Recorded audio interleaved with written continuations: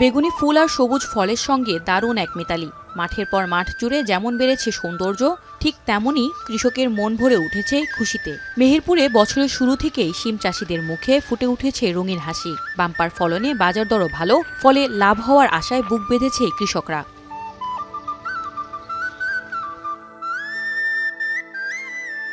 শীতের সবজির মধ্যে অন্যতম সিম।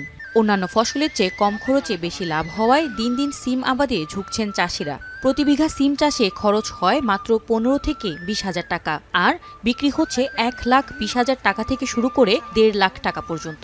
সিম এক বিঘা জমিতে 1 লাখ টাকা বেচা কেনা হয়ে গেছে, আর মনে করেন 50,000 টাকা হবে আশা করি। যে সিমের ভুঁই শ্রম দিতে পেরেছে তার দেখা যাচ্ছে 1 লাখ টাকা হয়েছে, 1.5 লাখ টাকা হয়েছে। এবছরে সিমের দাম হিসাবে ভালো, এ কারণে মোটামুটি ভালোই বেচা কেনা করছি। মোটামুটি সিম আমাদের আবহাওয়া ভালো জন্য এটা ভালো আছে, দামও ভালো, বেচা কেনা ভালো হয়েছে। এখান থেকে সিম ঢাকা, চুয়াডাঙ্গা, সিলেট, বাংলাদেশের প্রায় সব জেলায় যায়, সব জেলায় মোটামুটি চাহিদা ভালো আছে।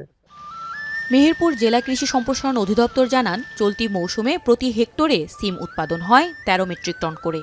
সেই হিসেবে চলতি মৌসুমে মেহেরপুরে প্রায় 4,000 মেট্রিক টন সিম উৎপাদন হওয়ার আশা। এখানে বন্যামুক্ত এলাকা হয় আমাদের সবসময় ফসল ভালো হয়ে থাকে। শাকসবজি, বিশেষ করে শাকসবজি, ফলমূল, বিভিন্ন ফসলই ভালো হয়ে থাকে। তা আমাদের সিমের উৎপাদনও ভালো ছিল, প্রায় হেক্টর প্রতি 12-13 মেট্রিক টন, এবং বর্তমানে দামও ভালো, 100 টাকার উপরে কেজি। চাষিরা দিন দিন এই সিম চাষে আগ্রহী হচ্ছে।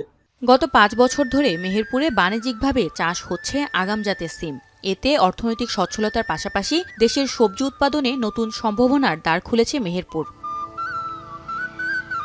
এখন মেহেরপুর।